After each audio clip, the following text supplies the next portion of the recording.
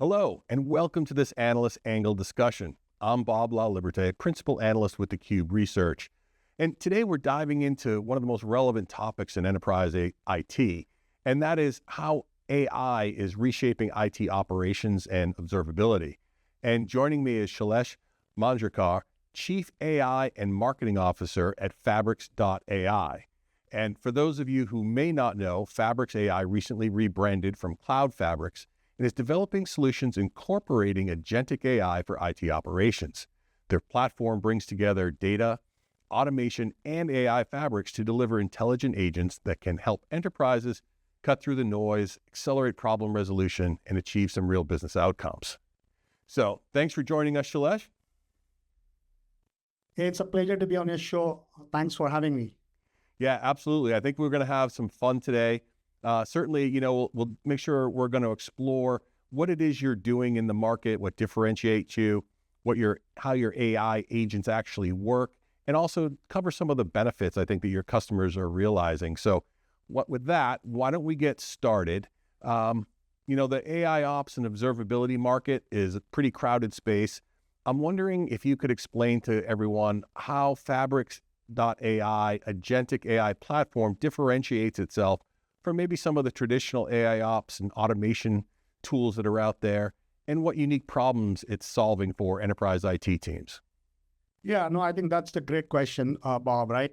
So let's step back. And if you look at the AI ops and observability market, you'll find that it's really a fragmented market, right? And it's primarily for a reason, because this space is so complex, right? You're dealing with a multitude of different domain-specific tools. You're dealing with different data types. You're dealing with, AI ops, which used to be based on, supervised learning, right?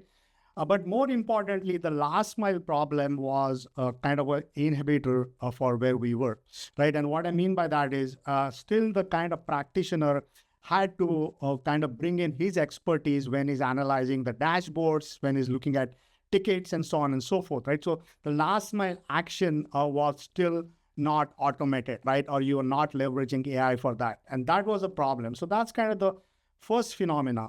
The second phenomena, as you see, right, agentic is real, right? So there are agentic applications and LLM kind of cropping up, and they're kind of proliferating across the space, right? So now, in addition to the assets and, your traditional cloud native environments and the traditional three-tier environments, now you have to deal with yet another kind of facet, which is this complete agentic world, right? Agentic workflows and AI agents. So how do you cater to that? So observability and AI ops had to change, right? So we feel that the agentic approach, where you're putting LLM at the center of decision-making, has a promise to actually cater to both of these issues, right? And many more. So LLM, as you can imagine, right? So now have the ability to what we call, right? The operative word is react, right? It's basically reasoning and acting. That means they are able to reason, they're able to deliberate, and finally actually take the action which was lacking in the previous approaches, right? However, there are extreme challenges associated with LLMs because they are still stochastic processes, right? They are non-deterministic processes. And really the success of an enterprise operational intelligence platform depends on how you are able to provide guardrails and work around these challenges, right? So that's precisely what we have done, okay? And we'll talk about it as we go along, right? But one quick thing to point out is there's a lot of hype around agentic, right? And when people talk about agentic workflows, it's simply about, hey, I'm going on a vacation. Can you book me an hotel or reserve my taxi and so on and so forth? Here in the operational intelligence world, what you're dealing is with real-time data, right? You're dealing with time series data. You're dealing with, incidents. You're dealing with alerts. And that's the reason why your operational intelligence or the agentic platform needs to be completely a kind of enterprise grade, right? And being able to cater to streaming data and so on. And I'll kind of expand on that as we go along. But the platform, what we have developed is really kind of custom built, right? Or enterprise ready for this particular use cases. Yeah, I think that makes a lot of sense. I mean, so much of the modern IT environment is so complex these days. So the ability to find and problems and then quickly remediate them, and is going to be obviously a huge challenge for organizations. And so having that visibility, having those automated workflows are going to take a lot off the plate of those operations teams who are trying to sort through all that data and figure out what's going on. Absolutely. Absolutely. Yeah. Yeah. So one of the things I want to touch on with your platform, it really emphasizes the importance of a data fabric. And so I was wondering if you could walk us through why that unified data foundation is so critical for these AI-driven IT operations and how that's helping to reduce complexity for customers, especially in these large distributed environments that we just talked about. Yeah, no, I mean, that you're right on the spot, right? So see, I mean, we realized that AI is only as good as data at hand long before, right? Even when we were doing AI ops. And that was really the genesis of this data fabric. And what the data fabric really it does, right? When you are especially dealing with this real-time data, streaming data, right? And you're dealing with AI agents, it provides you the context, right? So what we do is we have through the data fabric, we have the ability to connect to almost disparate data sources, right? I mean, we have, and it's something what we call bot-based. So it's kind of a pre-built connector, if you will, right? Like a function as a service, which is event-driven. And we connect to about 1,700 plus commonly encountered data sources through these bots. And we do the real-time topology discovery of the environment, right? And we bring in all of this metadata into the data fabric. So that's what we call enrichment, okay? And this is very different than the traditional RAG approaches, what you would see associated with AI agents, or for that matter, even agentic AI, right? Where you are just dealing with, it's still, it's better than, an trained model, but, you're bringing in real-time data, but it's still index data and so on and so forth. Whereas in our case, the data fabric actually goes and looks at all of this real-time data. It normalizes this, it enriches it, and it provides a semantic layer on top of that, right? Which is the most important thing. So because you don't want your LLMs to hallucinate. So that's really the value of the data fabric. And, we just morphed it to kind of match to the agentic era requirements, right? So we had the data fabric for a long period of time, even when we were doing AI ops. That was kind of our critical differentiator. And what it does is it shrinks your POV cycles significantly, but more importantly, brings that curated data set, which is an extreme need for ensuring that your LLMs are not hallucinating, right? And in addition to that, we also have pipelines, right, which Gartner calls telemetry pipelines as part of this data fabric, which allow you to route data to multiple different sources and sinks. It also provides you data management. So there is a lot which is kind of, put into the data fabric, which is one of the critical building blocks for our agentic platform. And it's also low code, by the way. Okay. Yeah, that makes sense. And I mean, and it certainly sounds like it's going to save organizations a lot of time from trying to build their own pipelines, trying to connect to all those different sources of information and route them to the appropriate locations. So with yours, it abstracts some of that complexity on the back end of getting all that data, and it enables them to accelerate the time to value with the data that they are collecting. Yeah, absolutely. I mean, we have found that is so crucial, right? And that's why, as you said, this platform is custom built, right? So we have not leveraged any other off-the-shelf framework like, Crew or AutoGen and so on. In fact, some of these frameworks which are very prevalent in the BI world, they cannot even handle streaming data. Like Crew cannot handle streaming data, right? So this had to be custom built. Okay, but yeah, you're absolutely right. So, and that brings up the next question I wanted to ask you is, given the challenges we just discussed a few of them, but what are the most common operational challenges that organizations are reporting? Is it alert fatigue, slower incident resolution, a lot of inaccuracies in their CMDB and things like that? I'm wondering if you could touch upon that and then maybe talk about how your agent-driven approach addresses those in practice. Yeah, no, I mean, frankly, the challenges are all of about what you just mentioned, right? Yeah. And, it's because of these siloed tools which are generating, alerts which are not cross-domain. They don't have the cross-domain context, right? And that's why you are kind of acting upon each of these alerts as an incident. You're not able to correlate them correctly, right?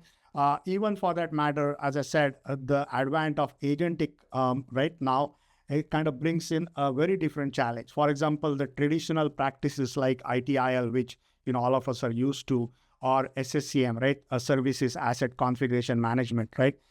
This have worked well in their traditional cloud native and kind of three-tier application but now they are faced with yet another challenge, which is this advent of AI agents and agentic frameworks, right? So all of this is changing. In fact, one of our kind of key differentiators is really the ability to do this real-time topology discovery and bring in that context. So a lot of customers whom we interact with, even though they have CMDBs, one of the common use case they ask us to do is, hey, now that you have discovered all of these assets, you have built in those application dependency maps and those metadata environments, can you update our CMDB, right? And with many of the leading CMDBs or ITSM solutions, we have bidirectional integrations where we can take data from them, but we can also update it, right? And that becomes now a real source of truth, and we become the element to actually make that happen, right? So those are some of the approaches, what we've been kind of following. And plus now, because of this advent of AI agents and LLMs, that shadow IT problem has almost kind of exacerbated itself, right? Yeah. And they have become ephemeral and so on and so forth. So that topology discovery or that context becomes extremely important. Got it. So obviously people have large, complex environments. Obviously, the bigger the company, the bigger the environment, more devices. I wonder if you could touch upon just really briefly, how long does it take to get this solution installed and for organizations to start getting kind of measurable improvements after they've deployed your solution? Yeah. So again, as I said, because of, our bot-centric approach to solving, kind of providing that data source integration and the data ingestion, that's a big win, right? When it comes to, the POV cycles and so on. Plus it's low-code environment. If you look at the agentic platform itself, a lot of these things are kind of operationalized or automated through a framework, what we call agent ops or agentic ops operations, right?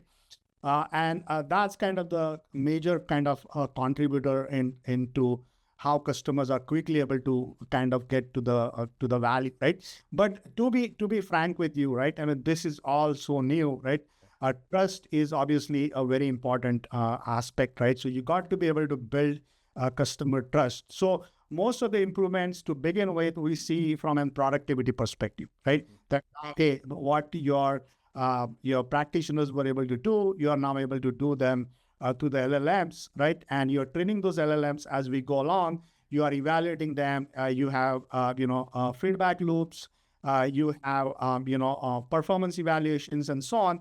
And it just keeps getting better and better, right? So productivity improvements is kind of right out of the bat. And to answer a question, it can, depending on the complexity of your environment, it can take anywhere from weeks to months, right? Couple months, okay? And obviously, the traditional practices have not moved away, right? So we start with the POV or a POC, demonstrate the value in a smaller environment, and then move on to the larger environment, right? And we do have several now kind of marquee customers across different verticals, right?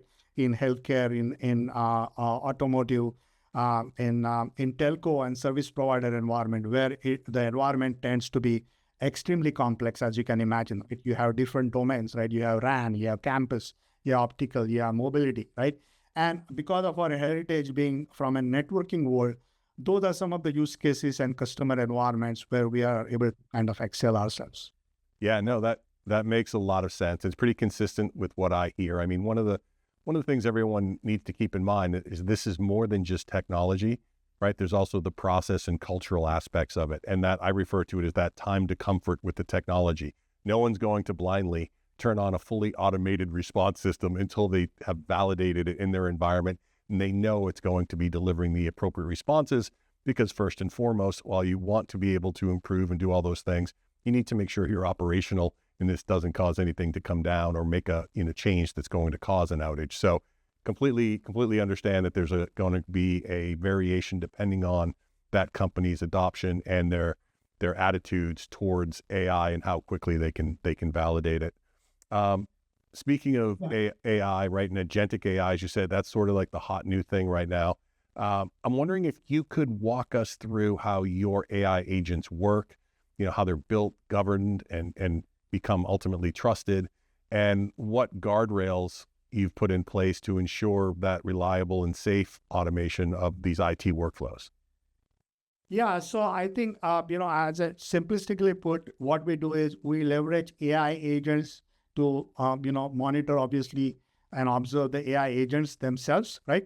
But also, this is an agentic intelligence platform for operational intelligence, right? That means we can cater to bespoke use cases. That's really the power of the platform. You can have a partner build his own agents, or you can have even end customers build his own agents through simple conversational phrases, which is prompts, essentially, right? So the platform itself, we, as I said, we leverage Agent Ops as a framework, also known as Agentic Ops, to operationalize this platform. And what I mean by that is, an user comes in and a practitioner comes in and it says, okay, well, this is my prompt, this is my goal, or this is my intent, which I need to achieve. And from there, the platform allows you to choose an AI persona which is relevant for this particular prompt, right?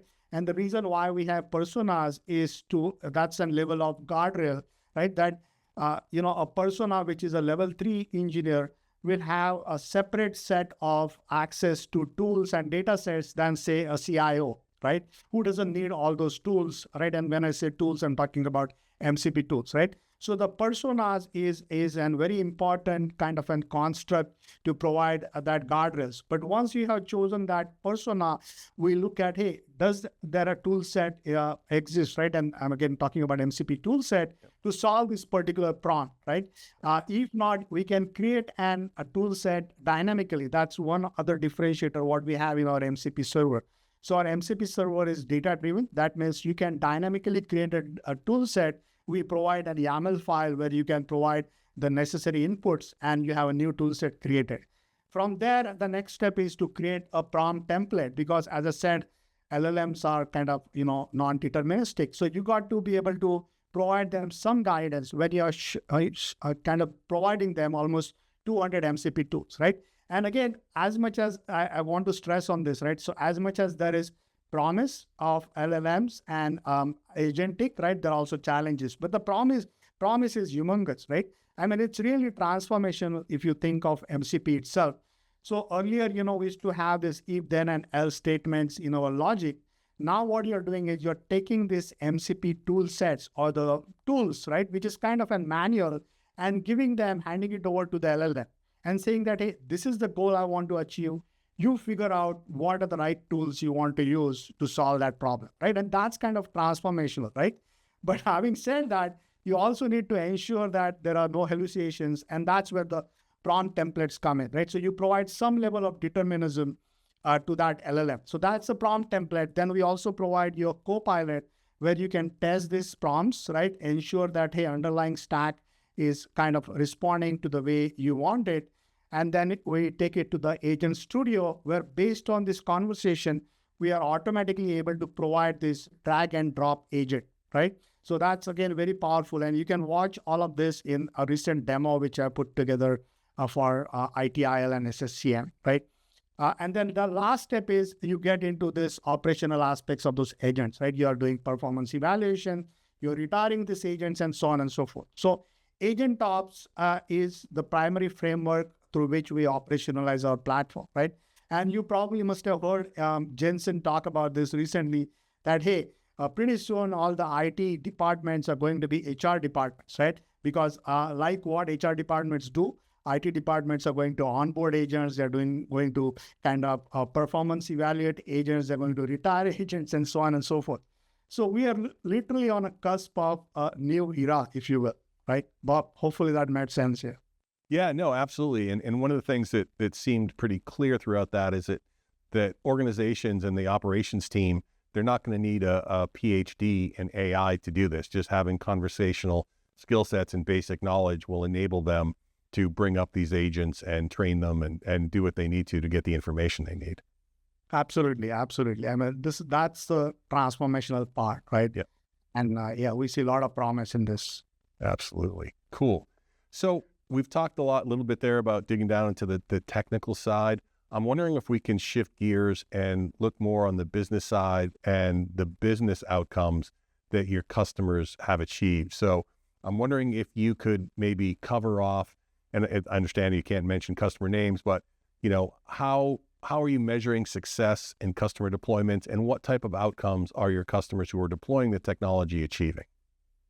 Yeah. So again, we do have customers. Again, as I said, I don't want to kind of overhype this, right? So most of the engagements we have right now are POVs or POCs, right, in smaller deployments, because it's really about a kind of building that trust with the end customer because of this a lot of these new technologies, right? And then also from a deployment perspective, as I said, what we call human in loop, right, is an important capability your platform needs to provide. So which we do, right? Where there's always human oversight, human in loop or human on loop, right? As they say, as a time progresses and as you build trust, right? You become human on loop, right? But yeah, we do have quite a few customers across verticals, healthcare provider, there is, a telco service provider, there is an enterprise networking customer, there's a, next generation cloud native customer who is actually doing POVs and so on. But the right away out of the bat, where we see the low hanging fruit is really productivity improvements, as I said, right? So you are able to cut down on the number of practitioners you need to do the same level of job, or you are able to kind of improve your mean time to resolution, right? And plus, more importantly, as I said, you are able to feed back all those learnings back into your data fabric and consequently to the LLMs, right? So those are some of the things. Then over a period of time, what we envisage this is, you are getting into consolidating, right? Because as I said, customers have a lot of these siloed tools which are resulting into more harm than good, right? Where you are getting into this alert fatigue, which is more domain specific, right? That means they're good at an application level, they're look good at a networking level, but how do you coalesce all of this, right? So that's the second improvement we envisage happening over a period of time. And the third improvement, what we see is really, operational silos. So as I said, this is an operational intelligence platform. So it's not just IT ops, right? There is NOC ops, there is SecOps, right? Yep. How we converge all of this practice as you kind of consolidate that data tier and build intelligence on top of that, right? And that's where you need a platform which can cater to not just one use case, but bespoke use cases, right? Where you can, have your partners, you can have your customers actually develop these use cases on their own. Yeah, no, I think that's great. I mean, it was interesting. We've done some research in the last year or so, and it was talking about where people are seeing value from their AI tools and implements. And the day one value that so many reported have been around faster time to identify, faster time to remediate issues and so forth, right? So driving that productivity. When we asked those that were a little bit more mature in using their AI, those who had had solutions deployed for a year or 2 years, it was interesting that they came back and said, that time that I'm saving is now allowing me to go work on more of the strategic initiatives for the business, right? So again, focused on driving those business outcomes. So it's great to hear that organizations are starting to get that. They're freeing up time. They're getting to reduce some of that complexity and ultimately going to enable them to work on more strategic initiatives for the business itself. Yeah, I mean, that's a great point you make, right? So because a lot of customers or practitioners feel that, hey, maybe this is like I'm going to lose my job. That's not the case, right? I mean, you can do a lot more strategic work now, given that you have now a lot more free time on your hand. Yeah, absolutely. And listen, this has been great. Unfortunately, we're out of time. So Shailesh, I want to thank you for joining us today. Well, thank you so much, Bob. It's been great fun talking to you. And thanks for, highlighting the questions were great. Some of the key aspects of how this agentic world is shaping. Thank you. You got it. And I want to thank all of you for tuning in. This has been another Analyst Angle. I'm Bob LaLiberte, Principal Analyst at theCUBE Research, and we'll see you again next time. For more information on Fabrix.ai, please visit their website.